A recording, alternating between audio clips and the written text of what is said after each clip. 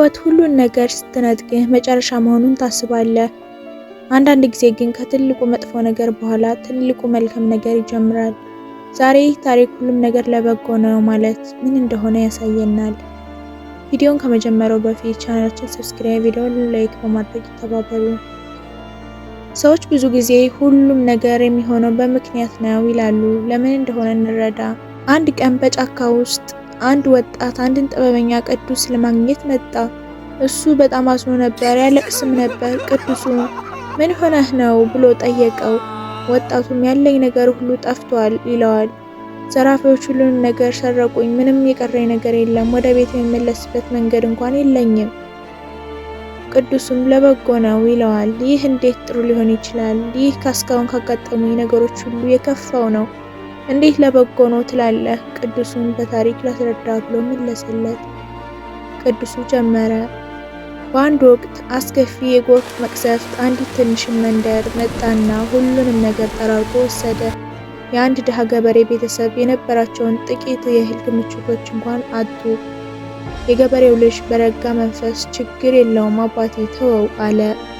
የሆነው ሁሉ ለበጎ ሆኗል ይለዋል። ገበሬውም ተቆጣና ለምን እንዲህ ያለ የሞኝ ንግግር ትናገራለህ አለው። ያለን ነገር ሁሉ ጠፍቷል፣ የሚበላ ምግብ ሆነ መጠለያ እንኳን የለንም።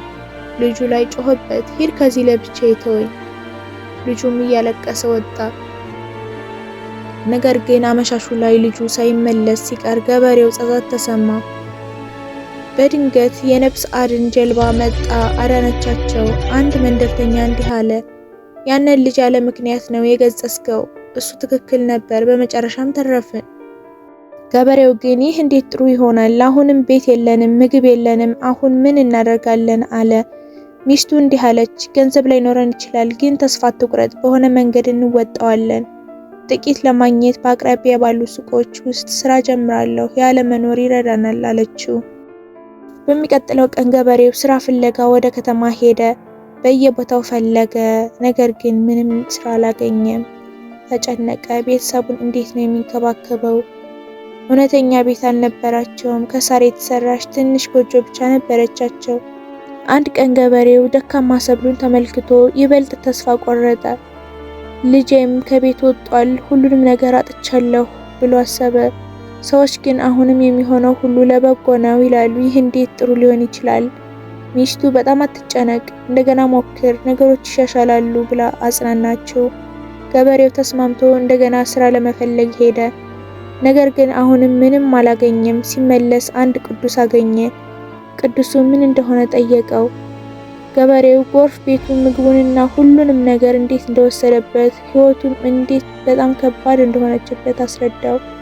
ቅዱሱም ልክ ነህ፣ ለዛ ነው የሆነው ነገር ሁሉ ለበጎ ነው የምለው አለ። ገበሬው ተቆጣ። እንዴት እንዲህ ትላለህ? እየተሰቃየሁ ነው፣ ምንም የለኝም፣ ልጄ እንኳን ጥሎኝ ሄዷል።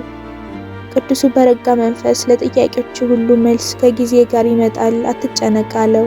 በዛች ሌሊት ገበሬው በዝምታ ተቀምጦ ስለ ቃላቱ በጥልቅ ያስብ ነበር። ሁሉም ነገር ለበጎ ነው፣ ምክንያት ይሆናል የሚለው በእውነት እውነት ሊሆን እንደሚችል አንሰላሰለ። ቆይቶ ግን ገበሬው በአንድ ሀብታም ነጋዴ ቤት ስራ አገኘ። ነጋዴው ደግ ነበር፣ ደሞዙም ጥሩ ነበር። እንዲያውም ለገበሬው የሚኖርበት አቅራቢያ ያለ ቤት ሰጠው። አንድ ቀን ሌሊት አንድ ሰው የገበሬውን በር አንኳኳ። ሲከፍተው ደነገጠ። ልጁ ነበር። ልጁ እንዲህ አለ፣ ሳታሳውቁኝ ተንቀሳቀሳችሁ፣ ፈልጌ እዚህ ያገኘኋችሁ። ያን ቀን ወጥቼ ስራ ለመፈለግ ወደ ከተማ ሄድኩ። መጀመሪያ ትንሽ ስራ አገኘው። ከዚያም ትንሽ የሻይ መሸጫ ለመጀመር የሚያስችል ገንዘብ አጠራቀምኩ። ቀስ በቀስ የተሻለ ህይወት መሰረትኩ። ገበሬው በደስታ ተሞላ።